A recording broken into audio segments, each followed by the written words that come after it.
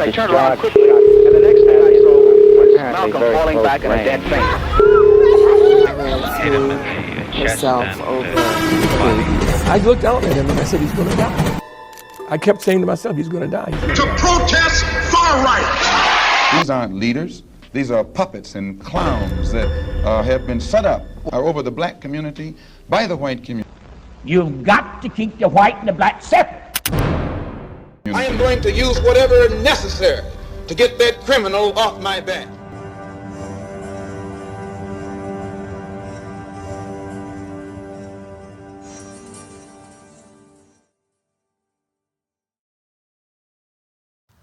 Curtis Jackson, better known as 50 Cent, once said his famous line in his song Many Men, "Like Malcolm X by any means with my gun in my palm." Millions of people heard that lyric. They pictured a black man, a gun, and anger, and they moved on. For many people, Malcolm X has been reduced to a few levels: dangerous, radical, and angry. He became the one people feared, not the one they tried to understand, not the one with a dream. Before his father was taken from him under deeply suspicious circumstances, before his mother was sent away to a mental asylum for 26 years, nobody ever stopped to ask the simple question: why was he so angry? And here is a question nobody asked at all: who killed him and why? Welcome to the Black My Story TV channel.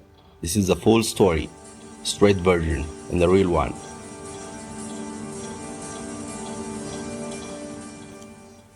Malcolm Little was born on May 19, 1925 in Omaha, Nebraska. His father, Earl Little, was not a criminal. He was a Baptist preacher who followed Marcus Garvey, a man with a simple but powerful message for black people. You are enough, own your land, stand tall and be proud.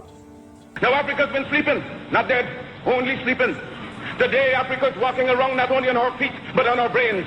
You can enslave what was done for 300 years the bodies of men. You can shackle the hands of men. You can shackle the feet of men. You can imprison the bodies of men, but you cannot shackle or imprison the minds of men. And by the way, in early 1920s, Marcus Garvey had built a global black empowerment movement who founded the Black Star Line Shipping Company, owned Liberty Hall, a fleet of trucks, multiple New York City properties, printing presses, and amassed an 18,000 book library. Malcolm's father Earl preached that message everywhere he went in Michigan. And of course, that made certain people very dangerous. Before Malcolm was born, the Ku Klux Klan came to their home at night on horseback, smashed the windows, and told the family to leave town. The family moved twice before Malcolm was 4 years old. Then in 1929, someone burned their house down while they were sleeping inside. The fire department came and watched it burn. The police came and also watched. Nobody was charged. Malcolm was 6 years old when his father didn't come home. They found Earl Little on the streetcar tracks. His skull crashed. His body nearly split into two. The police wrote one word in their report: suicide. They told the widow, they told 7 children, they told little Malcolm that his father had chosen this. Because it was ruled as suicide, the life insurance paid nothing. No money, no investigation, no justice. Almost everyone who knew Earl believed he was murdered, most likely by a violent hate group called the Black Legion, but no one was ever charged. The case was buried. Around 1938, after Earl died, Malcolm's mother Louise tried to hold everything together. 7 children, no income, welfare workers who came to the house regularly not to help, but to watch, judge, and humiliate. The grief and the poverty wore her down year by year. On December 23, 1938, the state of Michigan declared Louise Little mentally ill and committed her to the Kalamazoo State Mental Hospital. She would stay there for 26 years. She was not violent. She was not dangerous. She was a broken widow who had been abandoned by every system that was supposed to protect her. The children were split up and sent to different foster families across the state.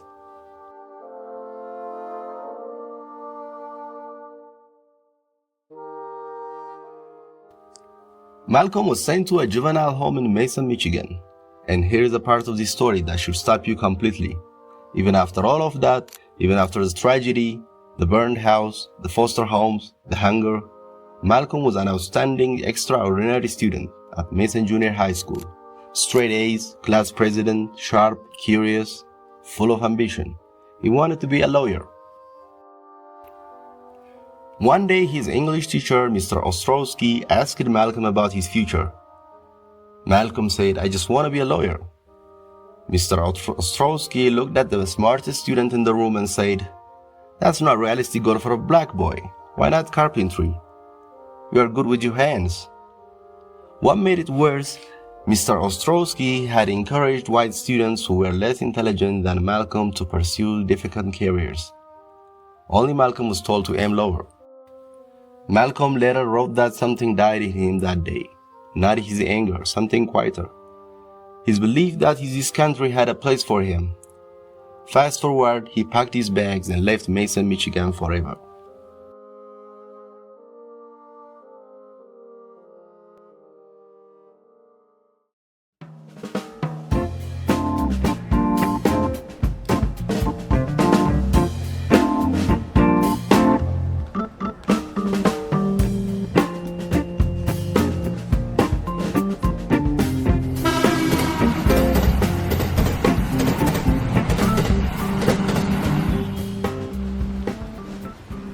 Malcolm moved to Boston at 15, then Harlem, New York by 17. He got a job at the famous Small Paradise nightclub, where musicians, gamblers, and figures from the underground world, street economy all moved through the same doors. Malcolm watched and got pulled in. He fell into a vice, illegal gambling rings, and a dark downward spiral. He became addicted to the lifestyle, betting money he didn't have, chasing losses and unable to stop. To fuel his habits and kill the fear, he escalated to armed street robberies. By the time he was 20 years old, Malcolm had organized a burglary crew using inside knowledge from people who work in wealthy homes and white female partners who could enter rich neighborhoods without suspicion to study the layout of houses before the crew broke in at night. It was smart, it was calculated, and it was reckless. He was living on the edge, operating across Boston, and completely running out of time. He was caught the way reckless men always get caught, over something small. He took a stolen watch to a jewelry shop for repairs. The shop recognized it as stolen. The police were called. Malcolm was arrested at 20 years old. But here is what really put him away. Malcolm had a relationship with a wealthy white woman named Sophia, who was part of the crew she was arrested to. When they got to court, the judge, the lawyers, the social workers, the entire focus shifted to the fact that black men had been in a relationship with a white woman. Malcolm later said to his own lawyer, who seemed to be getting sentenced because of those girls, his lawyer did not disagree. The average sentence for the first burglary conviction was 2 years. Malcolm received 8 to 10 years. The court was more outraged by whom Malcolm was with than anything he had stolen. He was sent to Charlestown State Prison in 1946. His cellmates called him the devil because he cursed his reality and paced his cell at night full of rage. He had nothing left to believe in.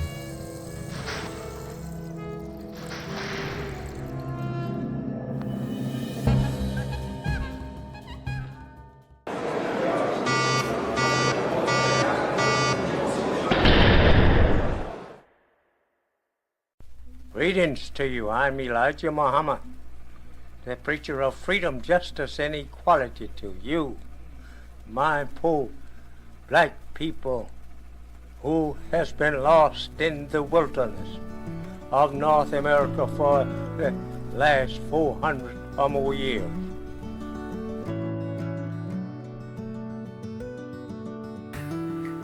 In 1948, his brother Reginald visited him and told Malcolm about a group called NOI, the Nation of Islam. He told Malcolm to change his lifestyle and discipline his choices as a start. Malcolm was curious. He wrote a letter to the leader of the Nation of Islam, a man named Elijah Muhammad, and Elijah Muhammad wrote back. And here's the deal. Whatever you think about religion or politics, understand what that exchange gave Malcolm. For the first time in his life, someone was offering him an explanation. Honorable Elijah Muhammad wrote him, "Your life is hard, and your father was killed. Your mother was taken. Your dreams were crushed, but it is not your fault. The system was built against you. You are not the problem, the system is." Straight away, Malcolm started reading. He read every book he could find in the prison library. He read history, he read philosophy, he read about Africa, he read about the world system.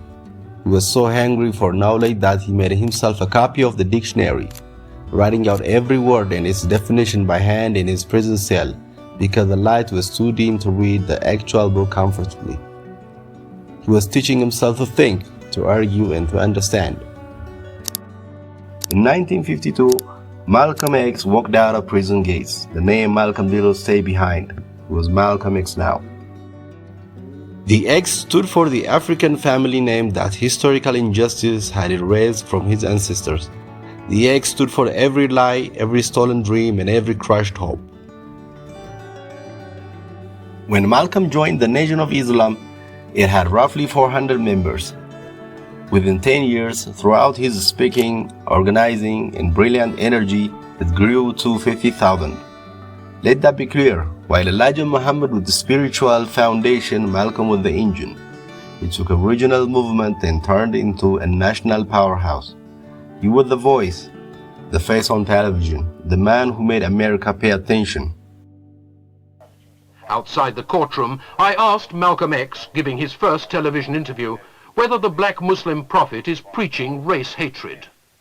He's not teaching hate, he's teaching history. And since the American white man has used his control over the press and over the textbooks and over all forms of media to make it appear that he has done us a favor by bringing us here and enslaving us, then the Honorable Elijah Muhammad has to rewrite history or retell history. By any means necessary, it was not a threat.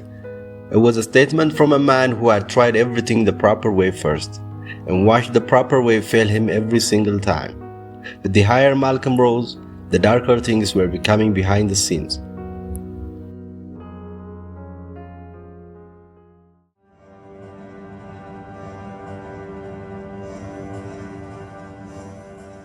Around 1962, Malcolm began hearing rumors about Elijah Muhammad.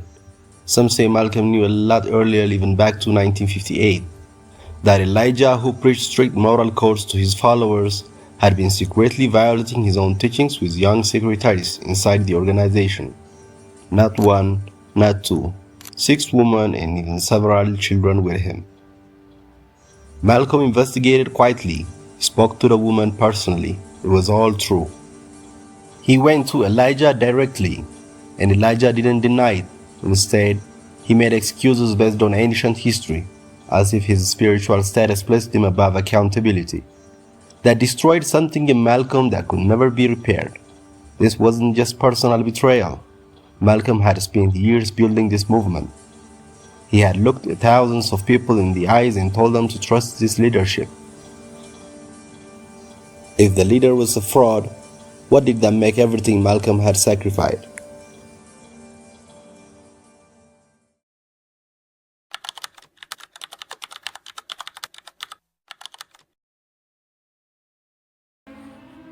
November 1963, President Kennedy was assassinated. The leadership of Nation of Islam had instructed all ministers to say nothing publicly. But Malcolm, speaking at the event days later, bluntly called it a case of the country's historic violence turning back on itself. He was suspended for 19 days. Involved in a controversy some months ago with your leader. Is that over? Well, I've been silent for the past 90 days because of some statements I made concerning the President of the United States, which were distorted. They were distorted? And yes. What did you say, Malcolm? Well, I said the same thing that everybody says, that his assassination was the result of the climate of hate. But only I said the chickens came home to roost, and which means the same thing. Climate of hate means that this is the result of something. And when I said chickens coming home to roost, I said the same thing. But you did not say that you were glad the president was killed. No, that's what the press said. What will I look like saying that I'm glad the president was killed? Malcolm, this was your first public statement in that 90-day period, is it not? First time I opened up my mouth in 90 days. That's why I'm talking so fast and so hearty. You did. On the surface, it was because of his comment. In reality, Malcolm knew too much and was becoming entirely too independent. On March 1964, Malcolm left the organization entirely. He announced it publicly and began speaking openly about the deep systemic issues and the hypocrisies within the leadership. The response was fast. Their newspaper called him a traitor. Public statements were issued declaring that Malcolm was worthy of elimination. Malcolm told the people closest to him, "They're going to kill me." Not paranoia, it was a real prediction.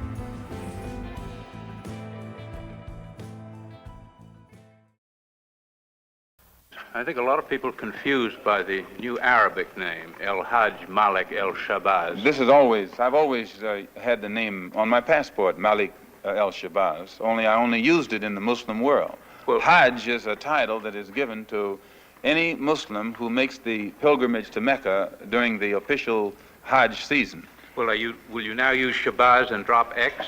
I'll probably continue to use Malcolm X and I'll probably use it as long as the situation that produced it exists.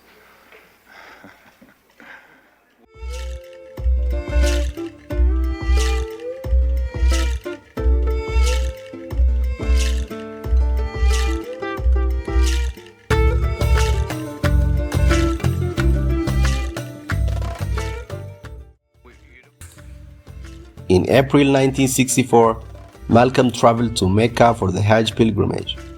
What he saw there shook everything he believed. Muslims of every race, white, black, brown, and Asian, praying together as genuine equals, not performing it, rather living it. He came back transformed.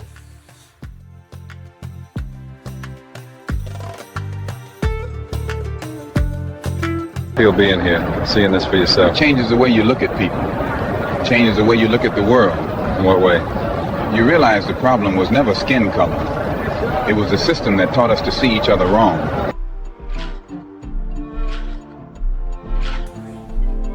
He publicly walked back his blanket statements about race. He said the real enemy was not skin color. It was the systems of power that kept people divided and exploited. He was building something wider now, a bigger coalition, a deeper analysis. He was 39 years old and just getting started. That may be exactly why he had to be stopped.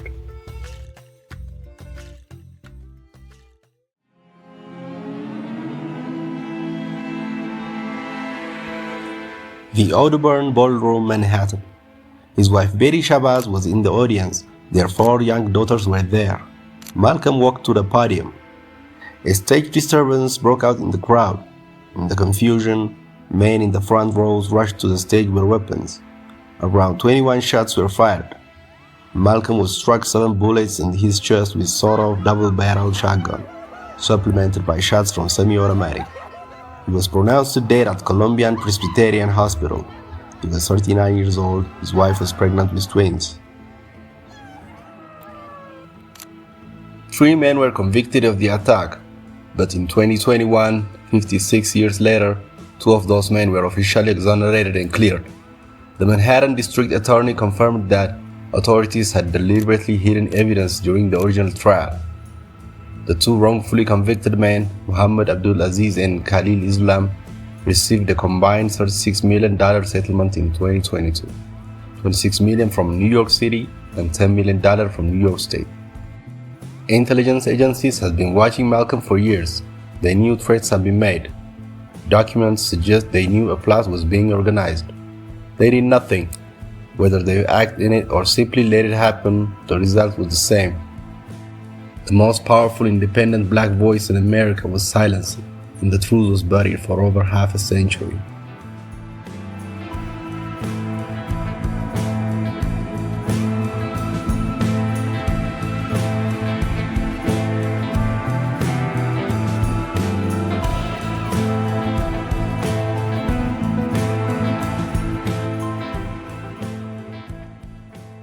And I, for one, as a Muslim, believe that the white man is intelligent enough.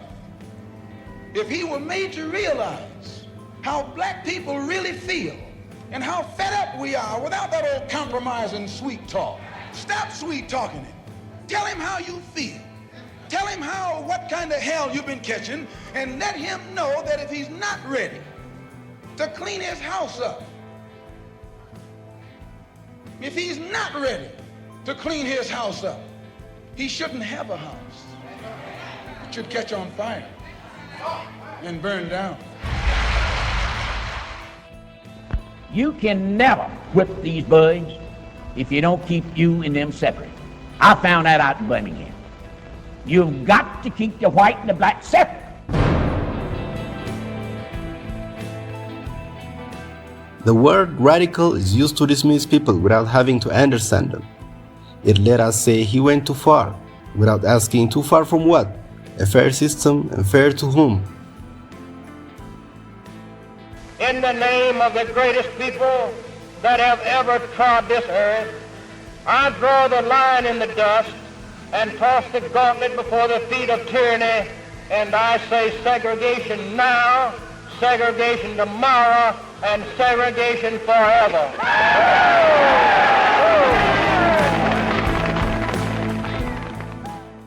Malcolm X was not born angry. He was born a curious little boy in Nebraska. His father was taken and he was called nothing. His mother was taken away and it was called care. His dream was crushed and it was called realism. He went to prison and it was called justice. They built something hard and sharp and impossible to ignore. And when he finally grew beyond what they made him, when he started asking bigger questions and building a broader movement, they made sure he didn't live long enough to finish the thought. The structures that feared his intellect looked the other way, and a 39-year-old father of 4 daughters was taken in front of his family. They called him the monster. But they were the ones who built him. And when he stopped being the monster they could manage, they silenced the one thing they feared most. A man who was finally thinking clearly. Rest in power, Malcolm. We finally asked why.